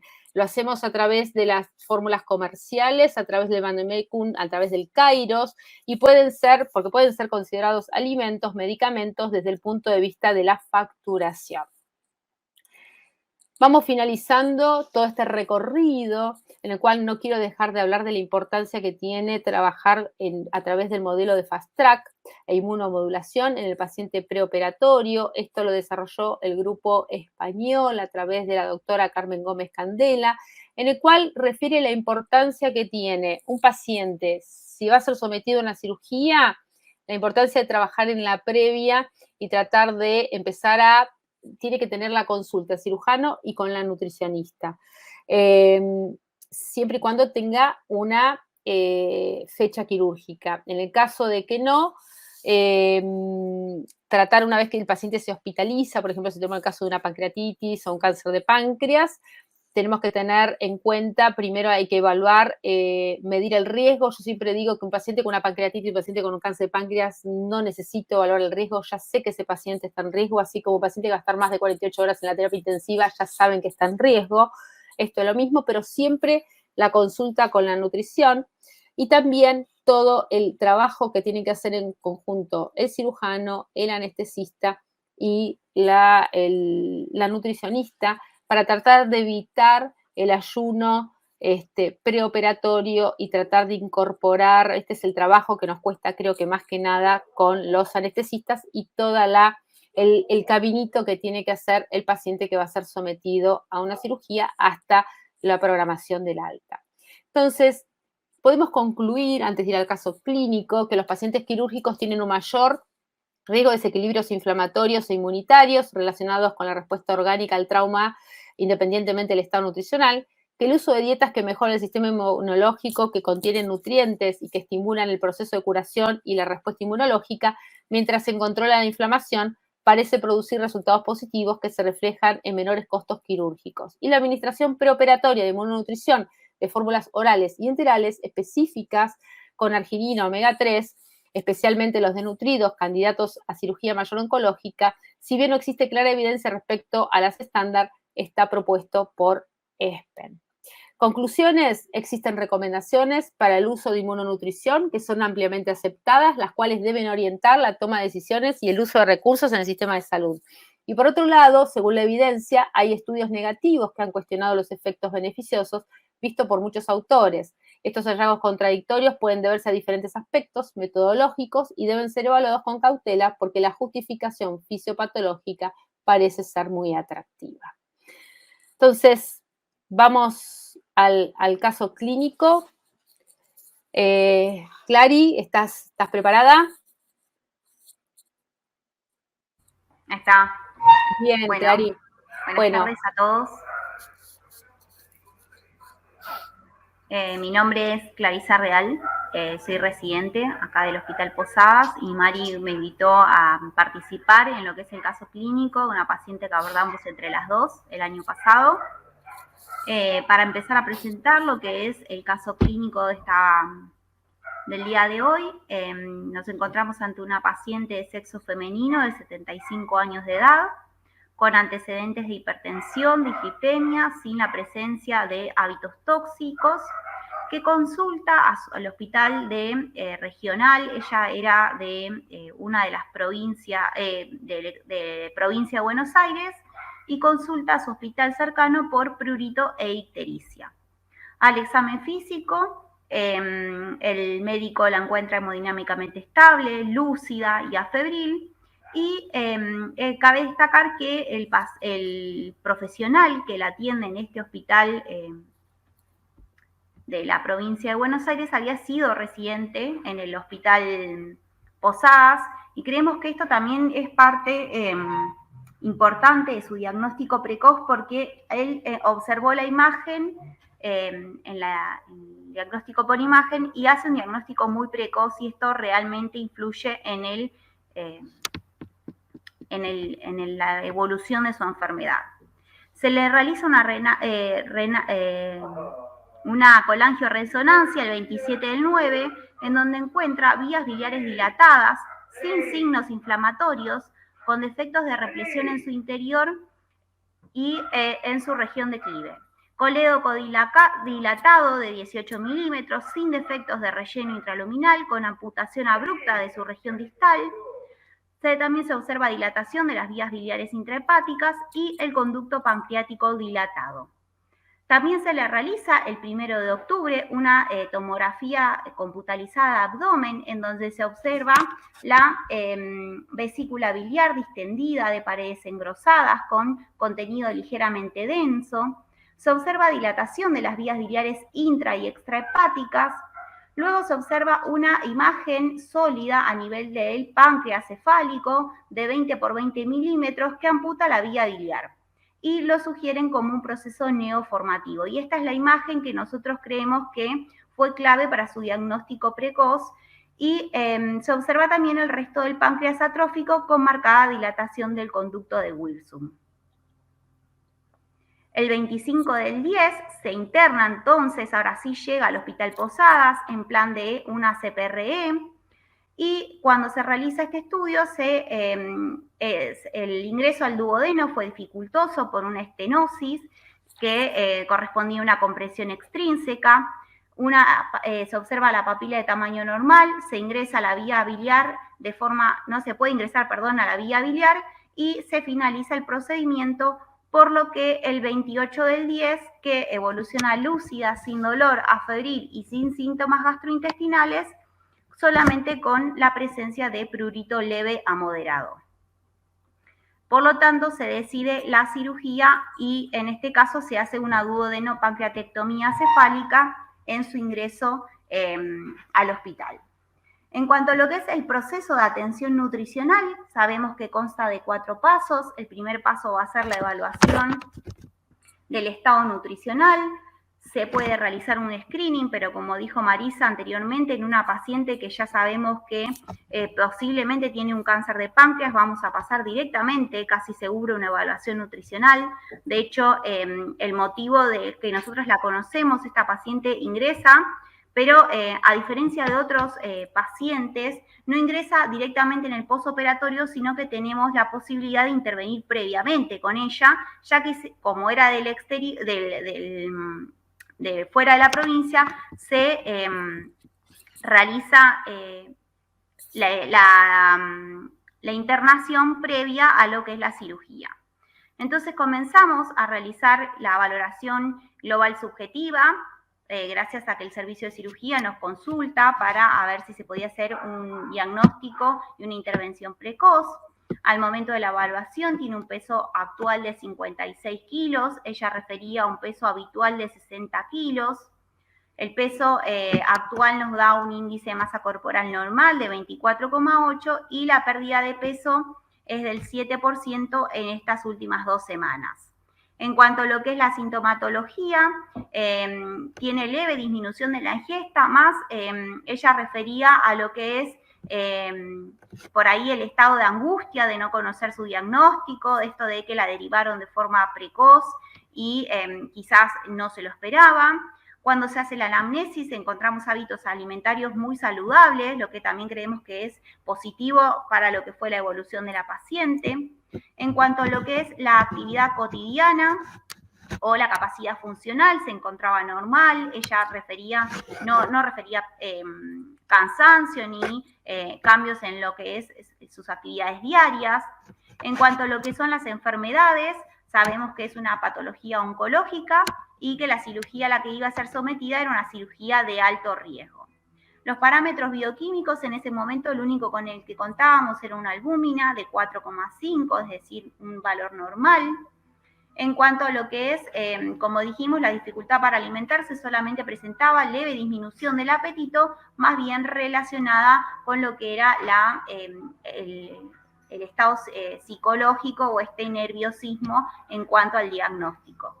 En la exploración física se ve un tejido muscular y graso levemente disminuido, no presentaba edemas ni ascitis, no presentaba úlceras por presión y no manifestaba registros febriles previos al ingreso hospitalario.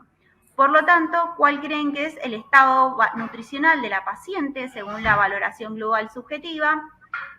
Y acá nosotros, en base sobre todo a lo que es la pérdida de peso, la categorizamos como una malnutrición moderada, y no solo también por esto de lo que es la pérdida de peso, sino también por lo que es leve ingesta disminuida y también por tener en cuenta que va a ser una paciente que va a ser sometida a una cirugía de alto riesgo nutricional.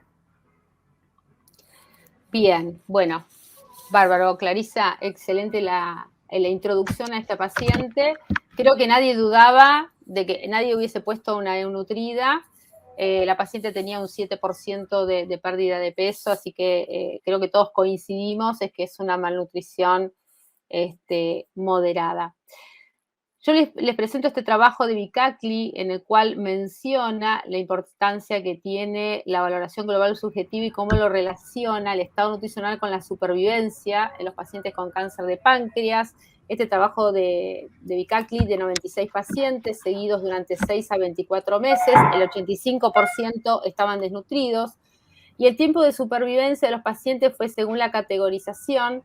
Por ejemplo, evaluación global subjetiva A y B fue de 38 meses, a diferencia de aquellos que tenían una evaluación global subjetiva grado C, fue de 12 meses. Entonces, la desnutrición sabemos que afecta negativamente el estado funcional y también la supervivencia. Luego se le hace, ¿querés continuar vos, Clary? ¿Seguís vos con esto? Sí. Dale. Bueno, también uno de los parámetros que valoramos fue lo que es la evaluación funcional, lo que es la medición de la fuerza muscular a través de lo que es la dinamometría. En el caso de ella se realizó tanto en brazo izquierdo como en brazo derecho. Ambos valores resultaron disminuidos y también se midió lo que es la circunferencia de pantorrilla, que también dio dentro de los parámetros disminuidos. Acá lo importante que tenemos que aclarar es que esto, si bien la paciente Sara tiene 74 años y se englobaría dentro de este grupo, esto es para pacientes adultos mayores, es lo que establece las guías, y nosotros utilizamos la tabla de referencias tanto relacionadas como hombre o mujer y según la edad, y es lo que contaba anteriormente, si este patrón de referencia puede replicarse en la población latinoamericana, cuando en realidad es otro tipo de población. Se le hizo el diámetro de pantorrilla que dio menos de 31 centímetros. Entonces, si nosotros queremos utilizar en esta paciente, hacerlo a través de los criterios GLIM, tranquilamente ya esta paciente ya tiene el criterio fenotípico y también tiene el criterio etiológico, por lo cual podemos determinar que está en un estado, por su porcentaje de pérdida de peso, en un estado moderado de malnutrición. Esto es un poco para desarrollarlo, si bien todavía falta mayor trabajo de evidencia, ya está validada, los criterios GLIM están validados en Europa, pero todavía falta la validez a nivel de Latinoamérica, y en caso de pacientes oncológicos aún falta más desarrollo. ¿Qué propusimos nosotros en el caso de algo nuestro, en las guías nuestras de este caso, un cáncer de páncreas, a través de las guías nacionales? La herramienta Gold Standard es la evaluación global subjetiva generada por el paciente, parámetros antropométricos. Sabemos que el índice de masa corporal no nos va a servir. Sí, hay uno de Vicky Baracos que relaciona con la supervivencia, si lo sumamos y lo mezclamos en ese matrix que se hace de 5x5, en el cual podemos inferir la supervivencia, pero solamente para eso, parámetros bioquímicos, las pruebas funcionales y también la evaluación de la ingesta. Vamos a la parte de la intervención. ¿Qué podemos hacer de lo nutricional? La alimentación es un potente estímulo, tenemos que calcular las calorías, las proteínas y también tenemos que tener en cuenta si le vamos a dar aceite omega 3, si le vamos a dar glutamina, si le vamos a dar creatina, HMB y también lo importante es que la intervención tiene que ser multimodal, en lo cual tenemos que darle no solamente la nutrición, sino también el ejercicio y en caso de ser necesario, como lo promueven las guías de ESPEN y las guías de ESMO, las de ahora que contaba recientemente, donde se puede utilizar fármacos para estimular el apetito.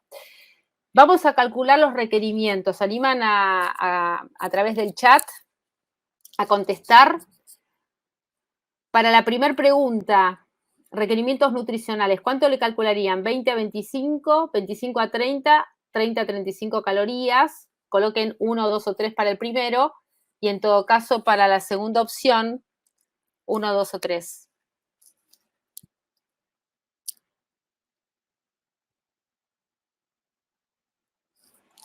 A ver, ¿alguien puede ver el chat?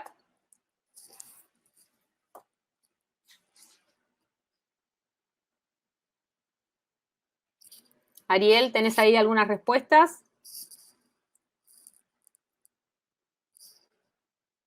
No todavía, Marisa, darles un poquito de tiempo. Están pensando, muy bien, perfecto. Ahí empezaron. Muy bien, maravilloso. Ahora me di cuenta que tendría que poner puesto 4, 5 y 6, que es más fácil. Para no repetir 1, 2 y 3. Acá. Pero bueno, a ver.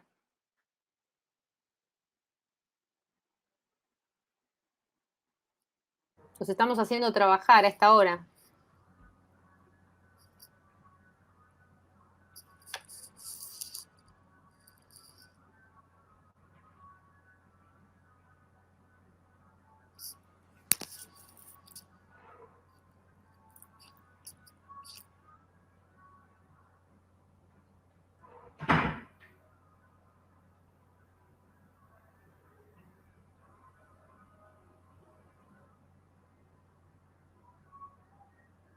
Bueno, ¿alguien respondió?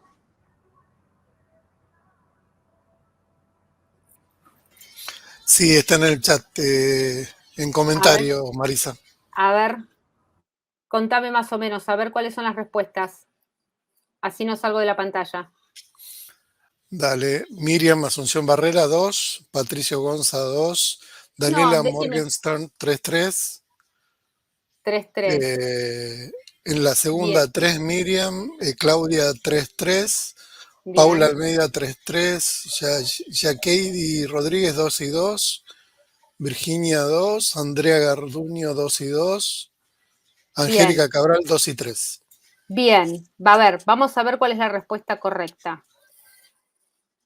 La respuesta correcta es 25, ahora vamos a ver por qué. 25 y 30 y 1,2, lo que contestaron 1,5 a 2 no está mal, pero para iniciar en este paciente tenemos que siempre tratar de ir con menos, que quizás nuestro objetivo puede llegar a ser a dar 2 gramos de proteínas, por lo cual este aporte calórico nos da aproximadamente 1.680 calorías y 80 gramos de proteínas. ¿Y por qué pusimos estos valores? Porque es lo que dicen las guías de práctica clínica en general, tanto ESPEN como las de oncología, como las de cirugía. En general, todas dicen entre 25 a 30. Proteínas, está un poco más dispar. Algunos proponen 0,8, que son las de Polonia, que no estoy de acuerdo, me parece que es muy poco, inclusive ya está criticado ya para la persona sana, que 0,8 es poco, pero sí, bueno, acá, fíjense, 1,5, yo me inclinaría más a 1,5, y acá algunas entre 1 a 2. Creo que la idea es iniciar con 1,5 y llegar a 2. Es decir, que aquellos que respondieron 1 no está mal, pero quizás iniciar con 1 y tratar de avanzar lo más rápidamente posible. Siempre lo que recomienden las guías, así como también recomiendan las diferentes herramientas de tamizaje a utilizar y cada uno empleará lo que le resulte más práctico. Ahora, importante cómo maximizar esas proteínas. Si yo calculé casi esos 90 gramos de proteínas, importante, según lo que dice Paddon Jones, es distribuirlas de forma homogénea, no esto. Lo que tenemos que lograr es darlas en forma homogénea y de alto valor biológico, porque si le damos todo en la cena, no va a ser la misma utilidad. En esta paciente que comía por vía oral, a mí me encantó esto que propone el grupo español, en el cual realizan recomendaciones en su review de cómo realizar una alimentación saludable que aporte todos los alimentos y por qué es importante que lo incorpore, principalmente antes de la cirugía, como es en el caso de esta paciente, ya sea en domicilio o ya sea en la institución. Después, yo contarles que diseñé un guía, un trabajo en conjunto con el oncólogo y con la nutricionista. Así como va el oncólogo, tiene que ir al nutricionista y nosotros elaboramos una guía para pacientes con cáncer y con cuidadores, los cuales le establecemos diferentes puntos importantes sobre la alimentación y las recomendaciones para los pacientes con cáncer. Hablamos un poco de lo que es la terapia nutricional y también un recetario de cómo poner en práctica todos esos consejos y de acuerdo a algunos síntomas que pueden llegar a presentar. Vamos a hacerlos trabajar nuevamente. Y Ariel, ¿me podés ayudar? O no sé si querés que le diga a Clary que se fije en Sí, no hay problema. Preguntas. ¿Indicarían terapia nutricional a esta paciente antes de la cirugía? ¿Sí o no? Segundo, en caso de que su respuesta digan que sí, ¿qué tipo de terapia? Y en caso de que le den esa terapia, se indicarían una fórmula con inmunonutrición. A ver, ¿qué me responden? Ustedes antes de que esta paciente vaya a cirugía. Marisa. Sí, obvio, los voy ayudando. Dale unos segundos porque tarda un poquito más en llegar el audio. Obvio. Piensen ustedes, es una paciente, bueno, Sara, ya la conocemos, ¿no? Clary ya forma parte de fue nuestra primera paciente en la cual empezamos a trabajar así tan en forma con los cirujanos, todos juntos, y aparte el cirujano que le detecta el cáncer rápidamente, enseguida, la verdad que Sara se operó rápidamente, pero antes de esa cirugía y cuando se interna, ¿le darían terapia nutricional a esta paciente? ¿Y qué tipo de terapia? ¿Oral, enteral? Bien, a ver. Andrea Garduño dice sí, TNE y sí. Jacqueline Rodríguez dice sí, TNO, sí, IMN. Y Noemí Martín dice A. Todo A. Muy bien. Bien, ¿alguien más responde? No me digas el apellido ni el nombre si querés, decime directamente. Dale, se indicaría TN, dice una, después la otra dice ABA. ¿Nadie dice que no? ¿Nadie dice que no le daría terapia nutricional? No. No, bien, perfecto, todos sí. Bien. Y todos van primero por la oral, algunos le pondrían la enteral. Bien, vamos a ver las respuestas. En esta paciente se indicó terapia nutricional oral una semana antes de la cirugía, si bien las guías sugieren 2, pero no nos dio tiempo porque se internó no 2 semanas antes. Y lo que tratamos es, esta paciente como comía, ¿no? Clary comía bastante, dentro de todo la vía oral no estaba tan disminuida.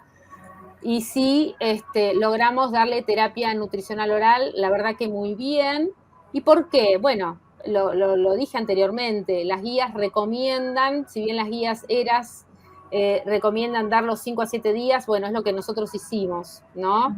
Lo dimos solamente una semana. Luego va la cirugía, se hace su cirugía. Ahora vamos a contar qué fue lo que hicimos. Le hicimos una alimentación con inmunonutrición. La verdad que la toleró muy bien. De a poquito, que ella la iba tolerando, iba agregando cada vez más, hasta que llega a su cirugía.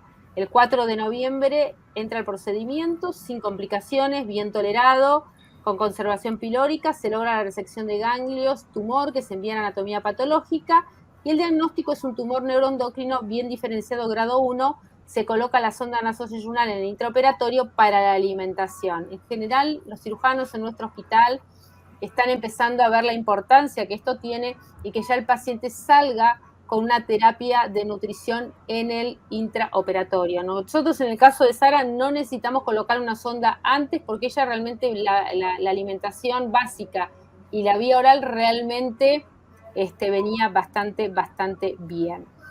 Preguntas a la audiencia. La paciente se opera. La paciente sale con una sonda, como que yo les estoy induciendo la respuesta, pero ¿indicarían terapia nutricional a este paciente en el posoperatorio? ¿Sugerirían ustedes la colocación de una sonda durante la cirugía? Y en caso de respuesta afirmativa, ¿qué tipo de terapia indicarían? A ver. ¿Están de acuerdo con que nosotros le hayamos puesto la sonda pese a que ella venía comiendo bien la alimentación básica y la nutrición por vía oral con inmunonutrientes?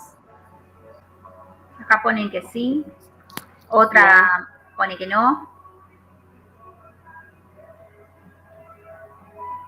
¿Por qué no? ¿Por qué no? Tal cual. ¿Por qué no? A ver si se anima a contestar en o ¿qué hubiesen hecho ustedes? Exacto. A ver qué te responde.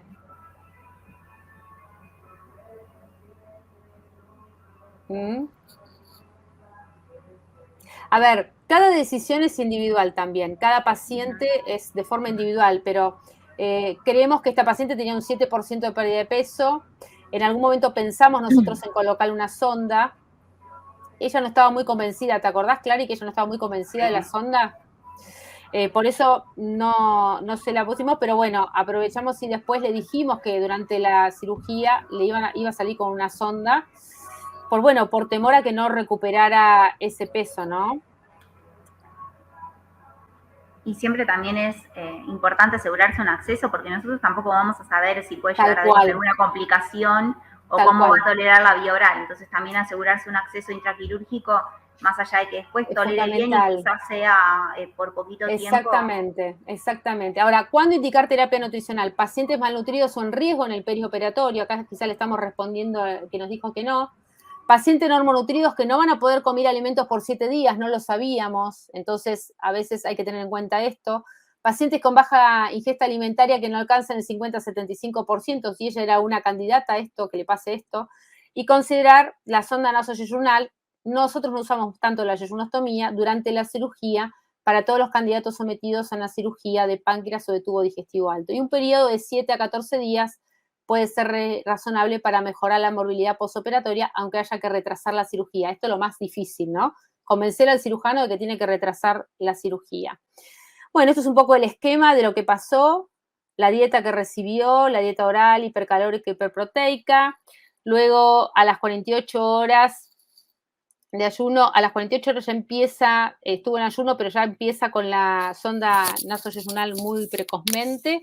Arrancamos con 500 mililitros y se fue avanzando rápidamente hasta llegar al litro. Luego la terapia nutricional oral, dieta líquida y hasta cubrir y la dieta blanda. Utilizamos el suplemento. Fue nuestra primera paciente que usamos este suplemento y la verdad que nos fue muy bien. Le gustó y bastante, se lo dimos fraccionado al inicio, por lo cual le aportamos 18 gramos de proteínas y 7, le aportamos arginina, omega 3 y glutamina. Tuvimos en cuenta lo que nos dicen las guías ESPEN y también lo que nos dice el consenso nuestro argentino. ¿Querés contar un poquitito, Clary, qué pasó con la paciente? Bueno, como van a ver acá en los gráficos, en cuanto a lo que es la evolución nutricional, se hizo el registro, contando no solo lo que cubría a través de la vía oral, sino el aporte por la vía enteral y en los casos que correspondiera el suplemento oral.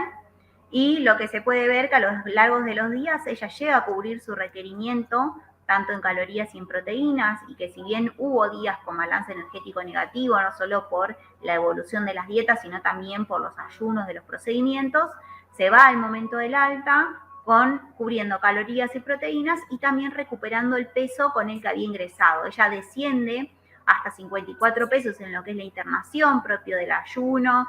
Sabemos que lo que es el peso está alterado por un montón de parámetros durante la internación, pero lo bueno es que se llega a ir al alta con su peso de ingreso.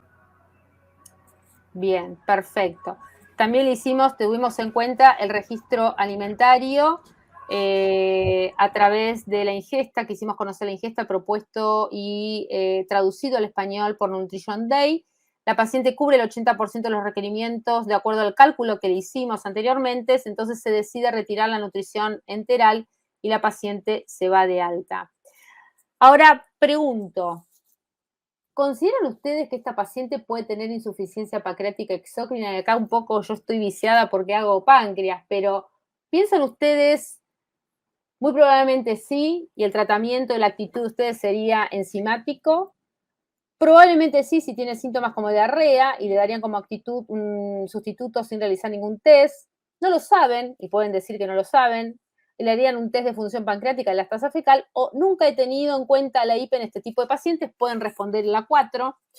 Ningún test de diagnóstico y no tratamiento enzimático. A ver, Clarisa, ¿qué responden? 1, 2, 3 o 4.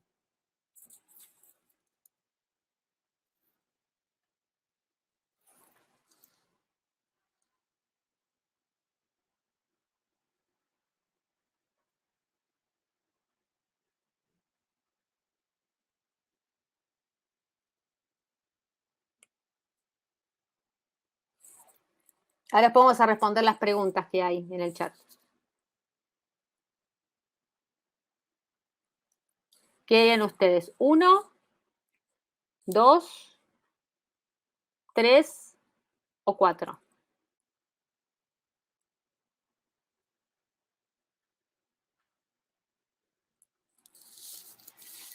Clary, ¿alguna respuesta?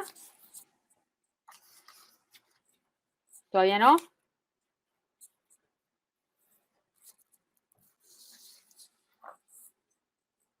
Ya terminamos, ya falta poco.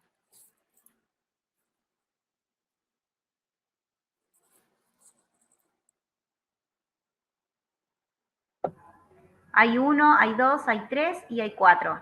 Muy Mari. bien, está repartido. Bueno, vamos a lo correcto. Repartido. Está bien repartido. Vamos a lo correcto. Y está bueno el que dijo no lo sé o no lo he tenido en cuenta.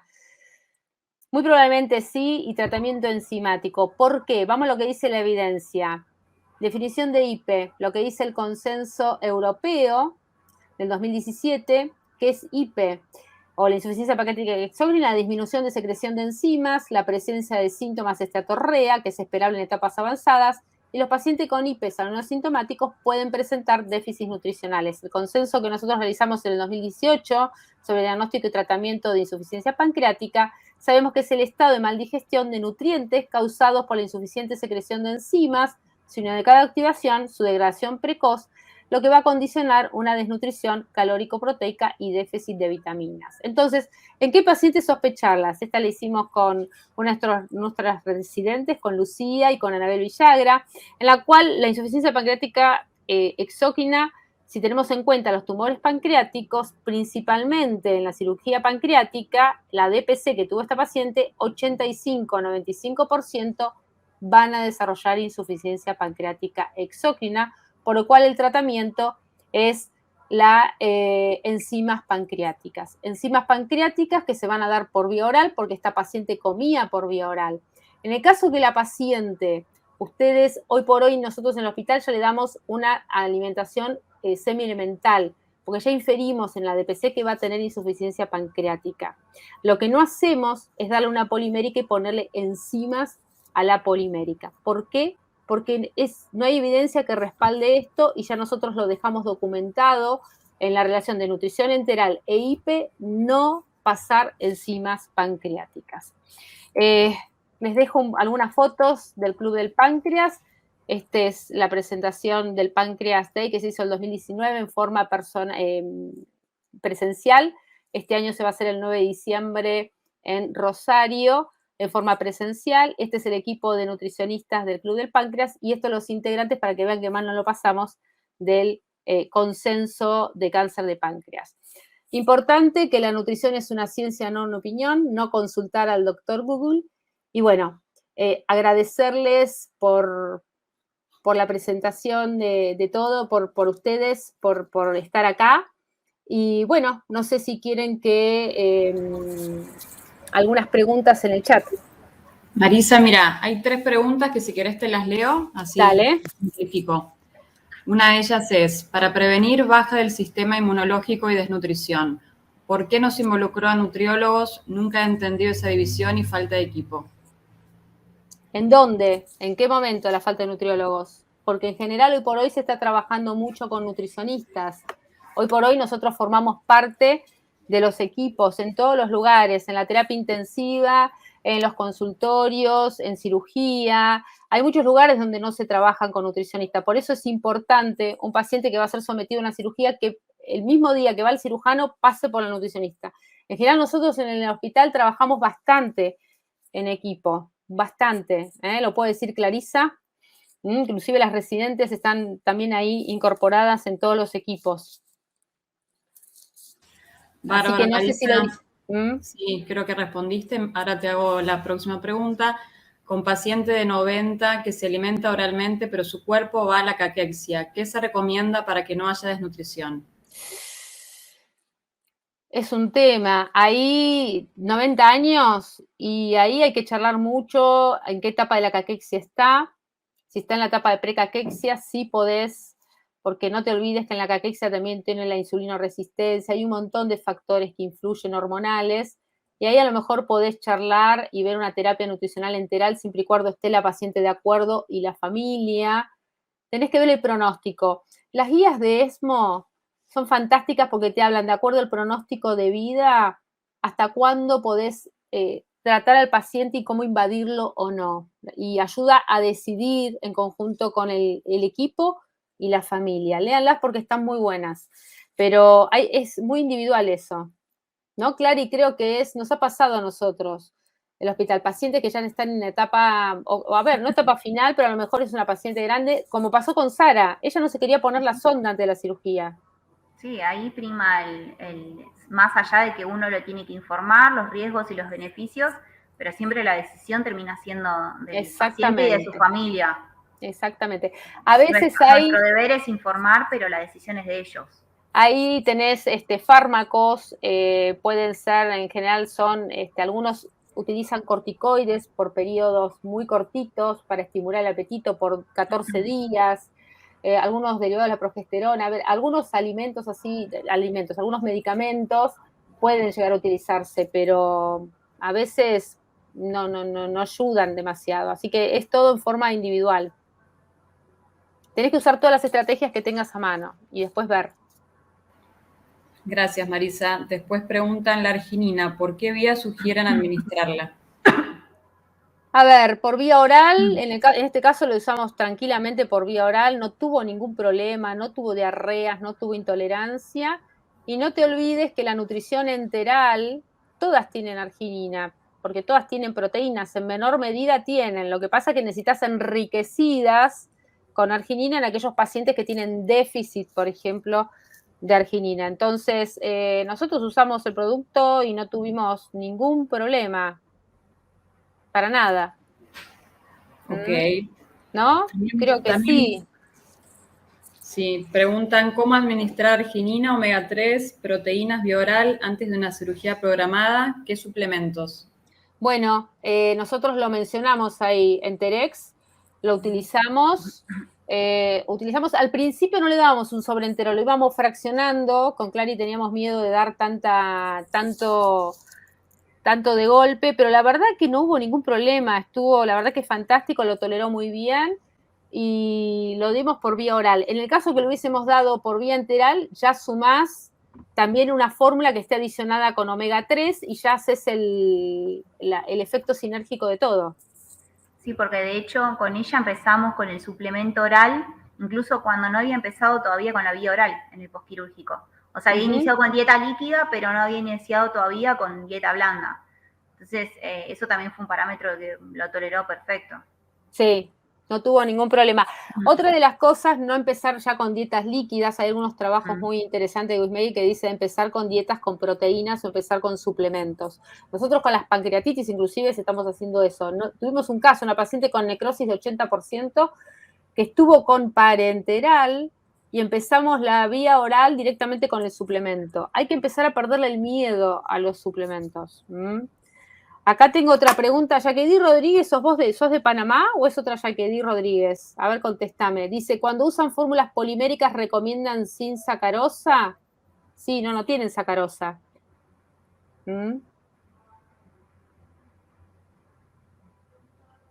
Marisa, también preguntan en qué bibliografía se puede consultar sobre uso de enzimas pancreáticas y alimentación enteral. El consenso que les dejé la foto recién de recomendaciones en pacientes con adenocarcinoma está publicado en la acta gastroenterológica del año pasado, porque van a ver, y son discusiones que tenemos a veces en el Club del Páncreas, en Europa en general hay un trabajo en el cual dice de agregarle bicarbonato a la sonda y mezclar las enzimas. Las enzimas no hay que mezclarlas. Para eso tenés el recurso de la nutrición semielemental o la fórmula semielemental. No recomendamos, y es una postura que tuvimos todas las nutricionistas, que por algo te sale más caro cambiarle la sonda, llevarlo al paciente a que le cambien la sonda y lo que perdés de nutrición que darle una fórmula semielemental.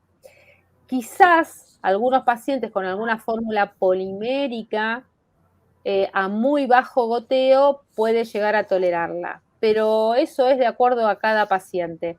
Pero en general, recurrís a la semielemental. Ahora, si el paciente come por vía oral, como nos pasa a nosotros con la fibrosis quística, muchas veces lo que decimos es si come por vía oral y está con la sonda y le podés poner una polimérica y traga y puede tragar, abrís la cápsula, sacás las microesferas y la mezclás con mermelada ácida de manzana o con jalea, porque tiene una cubierta entérica que resiste el pH. Generalmente las unidades internacionales son de 20.000 y 25.000 unidades internacionales y para chicos es de 10.000 unidades internacionales. Pero no sugerimos mezclarlas. En eso creo que estamos muy, muy claras. No sé si hay alguna otra pregunta. Muchas felicitaciones. Gracias. Muchas de todos. Espero que les haya gustado, haber sido claro. Y si necesitan bibliografía, marisa.canicova@gmail.com. Y les mando y les comparto toda la bibliografía, que no tengo ningún problema.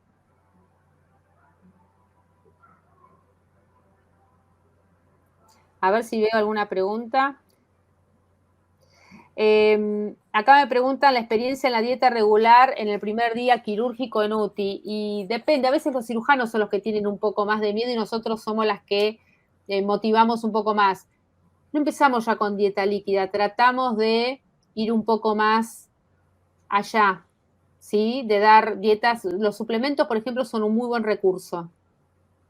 Hay que cambiar, nos pasó con las pancreatitis, cuando queríamos empezar a suplementos. No, suplemento es mejor antes que darle un pollo con otro alimento, a veces es mejor el suplemento.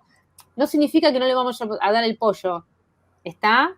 O la dieta blanda. Hoy por hoy no necesitamos hacer restricción de dieta en las pancreatitis, podemos arrancar. Y en los pacientes con cáncer de páncreas también, tenemos que arrancar rápidamente. Y en esta paciente arrancamos rápidamente.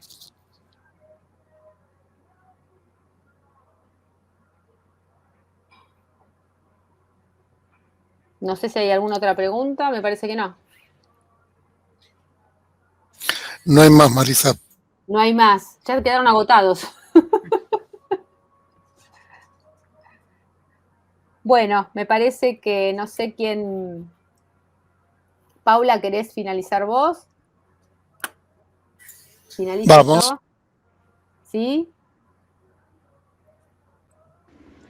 Con esto damos por finalizado este webinar y nuevamente agradecemos a la licenciada Canicova por sus excelentes y claras presentaciones y a todos ustedes por haber participado. Buenas noches.